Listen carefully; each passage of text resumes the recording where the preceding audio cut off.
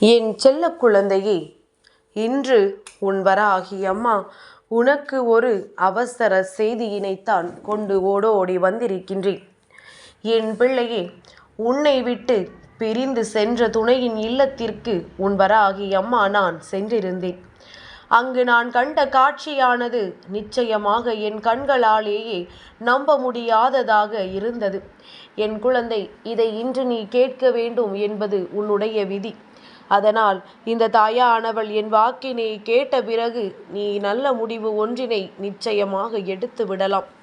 என் குழந்தை, துணை என்பது வாழ்க்கையில் எத்தனை அவசியமான ஒரு உறவு. காலம் முழுவதும் நம்மோடு உடனிருந்து நம்முடைய அத்தனை கஷ்டங்களிலும் பங்கெடுத்து அத்தனை சந்தோஷங்களையும் உடனிருந்து அனுபவித்து இந்த வாழ்க்கையை நமக்காக வாழக்கூடியவர்கள். அப்படி இல்லாமல் இப்பொழுதெல்லாம் வாழ்க்கையில் பல சூழ்நிலைகள் மாறிவிட்டது. மற்றவர்களின் பேச்சினை கேட்கின்ற நிலைக்கு ஒரு துணை இருக்கிறார்கள் என்றால் நிச்சயமாக அவர்கள் ஒரு நாளும் சரியான துணையாக இருக்க முடியாது. உன் வாழ்க்கையில் அவர்களால் நிச்சயமாக உனக்கு ஏதேனும் பிரச்சனைகள் வந்து கொண்டேதான் இருக்கும். என் பிள்ளையே, இங்கு துணை இருவரும் சந்தோஷமாக இருந்தாலும் அருகில் இருந்து பார்த்து கொண்டிருப்பவர்களுக்கு அது பிடிப்பதில்லை. அவர்களுக்கு அது மிகுந்த வயிற்றெரிச்சலை ஏற்படுத்துகின்றது. இன்னும் ஒருபடி மேலாக போய் கணவன் மனைவி இருவரும் சந்தோஷமாக இருந்து விட்டாலே அதை கண்டாலே வயிற்றெரிச்சல் படுவதற்கென்று ஒரு கூட்டம் இருக்கின்றது. அதில் ஒரு சிலர் எவ்வளவுதான் சந்தோஷமாக தாம் இருந்தாலும் அடுத்தவர்கள் சந்தோஷமாக இருந்துவிடக்கூடாது என்பதில் அத்தனை கவனமாக இருந்து கொண்டிருக்கின்றார்கள். இப்படி இந்த வாழ்க்கையில் ஒவ்வொரு விஷயங்களும் உன்னை சுற்றி சுற்றி நடக்கின்ற பொழுதெல்லாம் என் பிள்ளை அதனை சமாளித்து நீயும் எப்படியோ இந்த வாழ்க்கையை காப்பாற்றி விடலாம் என்று மேலேறி வரத்தான் செய்கின்றாய். ஆனாலும் உன்னை முடக்கத்தானே அவர்களும் முயற்சிகளை செய்கின்றார்கள். இந்த வாழ்க்கையில் உனக்கு எதுவும் கிடைத்துவிடக்கூடாது, உனக்கு எதுவும் செய்துவிடக்கூடாது என்பதில் அவர்கள் அத்தனை கவனமாக இருந்து கொண்டிருக்கின்றார்கள். இதனால் உனக்கு அவர்கள் கொடுத்த வேதனைகளும் சோதனைகளும் ஏராளம். நாம் வாழவே கூடாது என்கின்ற அளவிற்கெல்லாம் உன்னை தள்ளிவிட்டார்கள். இத்தனையையும் தாண்டி நீ வாழ நினைப்பது உன்னுடைய துணைக்காக மட்டும்தான். ஆனால் இப்பொழுது உன்னை விட்டு பிரிந்திருக்கின்ற அந்த துணையானது தான் இருக்கின்ற இடத்தில் என்ன நடந்து கொண்டிருக்கின்றது என்பது அறியாமல் இருந்து கொண்டிருக்கின்றார்கள். அவர்கள் இல்லத்திற்கு நான் செல்ல வேண்டிய சூழ்நிலை வந்ததற்கு காரணமும் அதுதான். என் பிள்ளையே, ஒருவேளை உனக்கும் உன் துணைக்கும் இடையில் இருக்கின்ற பிரச்சனைகள் மிகவும் உண்மையானதாக இருக்கும் பட்சத்தில், அந்த பிரச்சனையில் நியாயம் இருக்கும் பட்சத்தில் நான் ஒரு நாளும் சென்றிருக்க மாட்டேன். ஆனால் இங்கு தேவையில்லாமல் உன் வாழ்க்கையை கெடுக்க வேண்டும் என்று அடுத்தவர்களினால் வந்த பிரச்சனை அல்லவா? அப்படியானால் அந்த பிரச்சனையை நாம் பார்க்க வேண்டும். எதனால் இந்த கஷ்டம் வந்தது என்பதனை நாமும் பார்க்க வேண்டும் என்பதற்காகத்தான் உன் தாயானவள் நான் அங்கு செல்ல வேண்டிய சூழ்நிலை ஏற்பட்டது. நான் அங்கு சென்றபோது அங்கு கண்ட காட்சி என்னவென்று உனக்கு விளக்கமாக சொல்கின்றேன். அதன் பிறகு இந்த துணையோடு சேர வேண்டுமா அல்லது இதோடு இந்த வாழ்க்கை முடிந்து விடுமா என்பதனை நீ தெளிவாக உணர்ந்து கொள்ளலாம். என் பிள்ளையே, உன் துணையின் மனதில் என்ன இருக்கிறது என்பது ஓரளவிற்கு உனக்கே புரிந்திருக்கும். உன் துணை என்ன நிலையில் இருக்கின்றது என்பதனை நிச்சயமாக உன்னால் உணர்ந்து கொள்ள முடியும். ஆனால் எவ்வளவுதான் உன் துணை மீது நீ நம்பிக்கை வைத்து அன்பை வைத்திருந்தாலும் சர்வ நிச்சயமாக என் குழந்தை, சில விஷயங்களை நீ வாழ்க்கையில் தெளிவாக புரிந்து கொள்ள வேண்டும் என்றால் அவர்களின் ஆழ் மனதில் இருக்கின்ற சில விஷயங்களை நீ தெரிந்து கொள்ள வேண்டும். வெளிப்படையாக ஒன்றையும் ஆழ் மனதிற்குள் இருந்து ஒன்றையும் பேசுகின்ற உலகம் அல்லவா? இவர்கள் மனதில் என்ன இருக்கின்றது என்பதனை நீ தெரிந்து கொள்ள வேண்டும் அல்லவா? அதனால் என் குழந்தை, இந்த வாழ்க்கையில் உன்னை சுற்றி நடக்கின்ற விஷயங்களை பற்றி சரியான கவனத்தில் நீ இருக்க வேண்டும். உனக்கு என்ன நடக்கிறது என்பதை பற்றிய எண்ணத்தை முதலில் நீ தெளிவாக உனக்குள் வைத்து கொள்ள வேண்டும். அதற்கு உன் துணையின் மனதில் இருப்பதை உனக்குள் இருப்பதும் நான் சொல்வதும் சரிதானா என்று நீ ஒரு முறை கேட்டுவிடு. அவர்களை சுற்றி இருந்தவர்கள் என்ன செய்தார்கள் என்பதனையும் நான் உனக்கு சொல்கின்றேன்.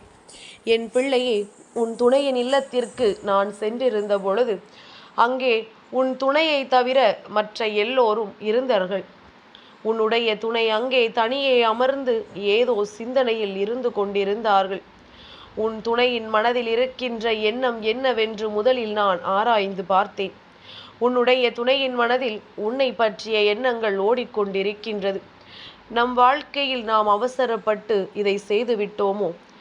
வாழ்க்கையில் நாம் அவர்களோடு இறுதி வரை இருப்பதாக நம்பிக்கை வாக்கு கொடுத்தோமே. எந்த சூழ்நிலையிலும் இவர்கள் கைவிட்டு விட மாட்டோம் என்று சொன்னோமே. ஆனால் இப்பொழுது எல்லாவற்றையும் மறந்துவிட்டு நாம் இங்கே தனியாக வந்து விட்டோமே. அவர்களின் நிலை என்னவாக இருக்கும் என்று யோசித்து கொண்டிருக்கின்றார்கள். இந்த சிந்தனை ஒருபுறம் இருக்க, அவர்கள் குடும்பத்தில் இருப்பவர்கள் என்ன பேசுகிறார்கள் என்று கேட்டபொழுதுதான் புரிந்து கொண்டேன். எக்காரணம் கொண்டும் இவர்களை நாம் சேரவிட்டுவிடக் கூடாது. இவர்கள் மீண்டும் சேர்ந்து விட்டார்கள் என்றால் நம்முடைய பாடு திண்டாட்டமாக மாறிவிடும்.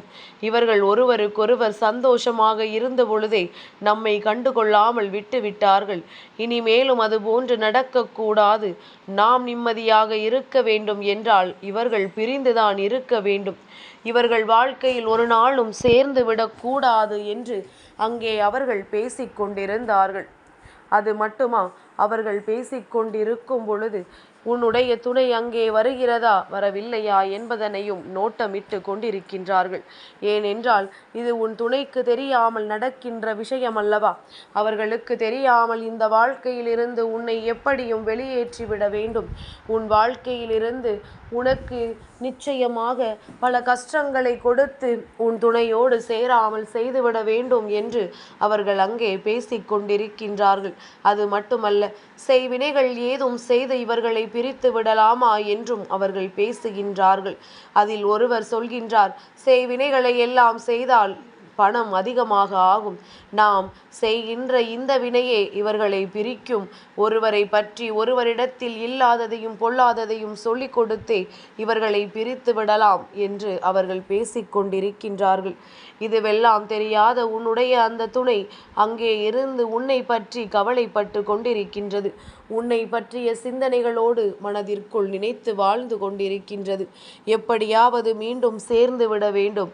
தவறு நம் பக்கம் இருக்கின்றதோ இல்லையோ, அவர்கள் பக்கம் இருந்தாலும் பரவாயில்லை. நாம் இறங்கிச் சென்று மன்னிப்பு கேட்டு மீண்டும் இந்த வாழ்க்கையை தொடங்க வேண்டும் என்று அவர்கள் நினைக்கின்றார்கள்.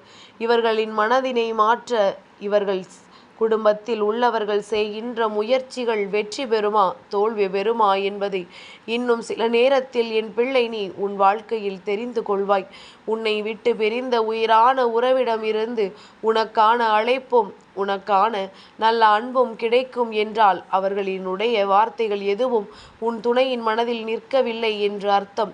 அப்படி இல்லாத பட்சத்தில் உன்னுடைய துணையை உன்னிடத்தில் இருந்து பிரிக்க அவர்கள் செய்கின்ற அத்தனை சூழ்ச்சிகளும் வெற்றி பெறுகிறது என்றால் நிச்சயமாக என் பிள்ளை உன் வாழ்க்கையில் உனக்கு பல வேதனைகள் உன்னை சூழ்ந்து கொள்ளும். ஆனால் உன்னால் நிச்சயமாக போராடி இந்த வாழ்க்கையை மீண்டும் பெற முடியும். விதி வலியது என்று சொல்வது போல விதி வசப்படி என்ன நடந்தாலும் சரி, உன் வாழ்க்கையை காப்பாற்றி கொள்ளக்கூடிய திறமை உனக்குள் இருக்கும் பொழுது நிச்சயமாக அதை உன்னால் காப்பாற்றி கொள்ளத்தான் முடியும் என்பதில் எந்த ஒரு மாற்று கருத்தும் கிடையாது. உன் வாழ்க்கை உன் கையில் அழகாக இருக்கின்றது. அதுபோலத்தான் உன்னுடைய துணையின் கையிலும் அழகாக இருக்கின்றது. உன்னுடைய மனதிற்குள் நான் எதை சொல்லி புரிய வைக்கின்றேனோ அந்த விஷயத்தை தான் அவர்களுக்கும் சொல்லி புரிய வைப்பேன். அப்படி நான் புரிய வைத்து விட்டால் நிச்சயமாக இருவரினுடைய சந்திப்பும் வாழ்க்கையில் சாத்தியமாகும். மீண்டும் வாழ்க்கை தொடங்குவதும் சாத்தியமாகும். அப்படியே செய்து வாழ்க்கையில் உனக்கான நல்ல பலன்களை பெற்றுக்கொள்ள வேண்டும் என்று அம்மா உன்னிடத்தில் சொல்கின்றேன். என் பிள்ளையே, இது நாள் வரையிலும் நடந்தது எல்லாம் நடந்து முடியட்டும். உன் துணை மீது உனக்கிருக்கின்ற அன்பும் அக்கறையும் தொடர்ந்து இருக்கட்டும். அவர்களுக்கும் உன் மீது உண்மையான அன்பு இருக்கின்றது என்பதனால்தான் அம்மா சொல்கின்றேன். நிச்சயமாக அந்த அன்போடு உன்னை தேடி வந்து விடுவார்கள். மீண்டும் வாழ்க்கையில் மற்றவர்களின் தலையீடு இல்லாமல் நல்லபடியாக வாழ வேண்டும். மூன்றாவது நபரின் தலையீடுதான் இங்கு நிறைய பேரின் வாழ்க்கையில் பிரிவினைக்கு காரணமாக இருக்கின்றது என்பதனை என் குழந்தை நீ புரிந்து கொண்டால் போதும். இந்த பிரிவு உன் வாழ்க்கையில் உனக்கு பல சந்தோஷங்களை நிச்சயமாக கொடுக்க வேண்டும் என்றால் அவர்களை பற்றிய நினைப்பினை மட்டும் ஒரு நாளும் விட்டு விடாதே. என் செல்ல குழந்தைக்கு இந்த வராகி அம்மாவினுடைய ஆசீர்வாதங்கள் எப்பொழுதுமே முழுமையாக கிடைக்கும்.